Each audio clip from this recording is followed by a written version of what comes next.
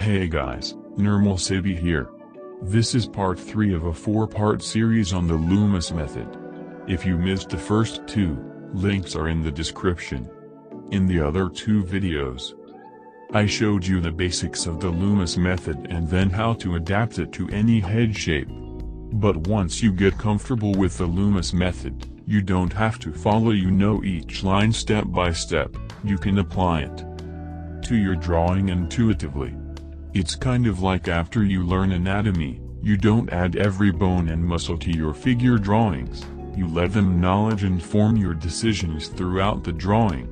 So most of the time I don't follow the step-by-step formula that I showed you earlier. I think about the basic forms, but I'm not literal with each line. As I draw the shapes that are more specific to the person, I imagine the Loomis head, and it's kind of a combination of what I know and my observation of the subject. And I'll scatter parts of the simple forms throughout. For example, I didn't start with a circle cut off the sides and add the jaw. Instead I started with the overall shape of the head. Then I found only a part of the side plane at the forehead, where it's most obvious.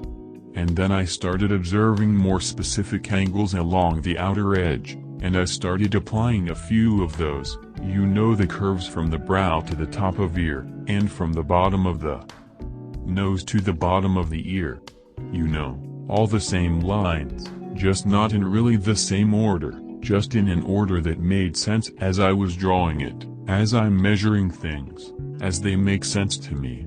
I'm thinking of the Loomis head concept and I'm applying it. And I'm just being more specific to his likeness and the shapes I'm seeing on his head. And I'm just kind of letting the Loomis head inform what is happening under the surface. And I'm going to start putting some features on. Because I'm being specific to what I'm actually seeing. So, sometimes the side of the head or side of the face here, like the contour here is the nose, it's not the cheekbone. So I'm seeing the tip of the nose all the way up here kind of by the top of the bridge.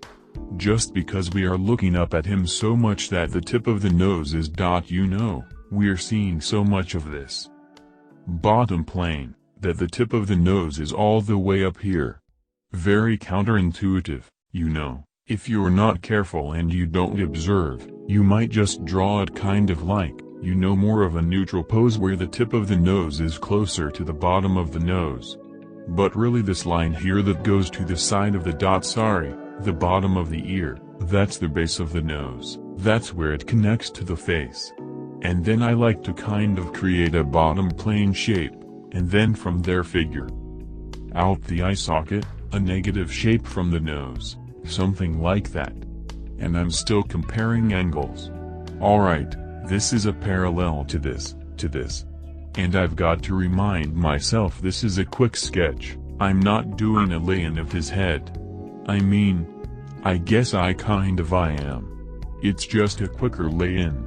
Okay, I feel like that's probably good for the lay-in. Not a lay-in, probably good enough for this quick sketch.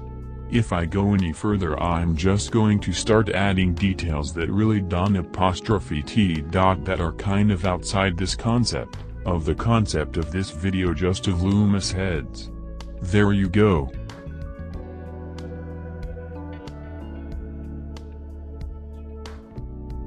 In this next one, I'm going to approach it again in more of an intuitive way. But I'm going to do a back pose. I don't think I've ever really shown you guys how the Loomis head applies from the back. So let's start this. Okay, angle, very general angle from forehead to chin. I'm seeing the jaw kind of going like this. There's a curve like that, but that's just the skin being pinched because she is bringing her chin in towards her neck. Once you have the Loomis head, more as a kind of an intuitive approach. You'll start to be able to imagine what things are like. Even though I don't see most of the angles of her face, I can kind of imagine what they are. Like there's not that many options of what could be happening back there. So I have the neck connecting to the base of the skull. The neck attaches. A center line along the neck helps. And then the ear attaches. Like somewhere like right there? It's very close to the edge. It's kind of like this very awkward angle for the ear too, you don't usually see it like this. So the side plane is like right here.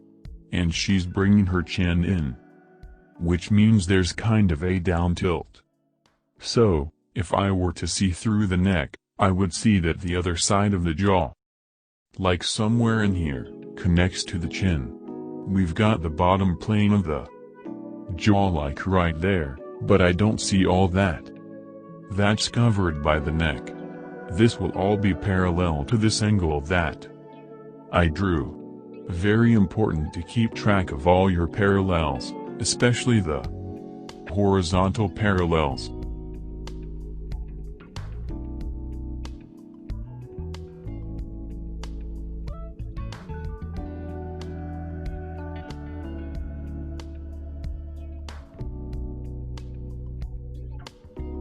If the eyes are going this way, the nose is this way, and then lips are back this way again, and then the chin is this way, you can feel the distortion.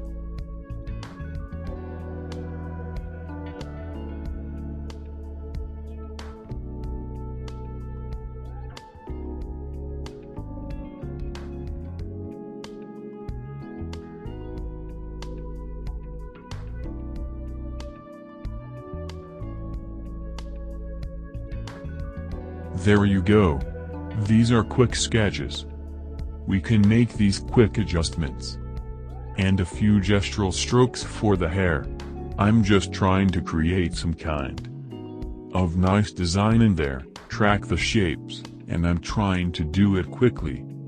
Alright, good enough for this. It's a back view. If I were to really go further with this, I would just try to make my hair attractive. Like this whole drawing would be about the hair.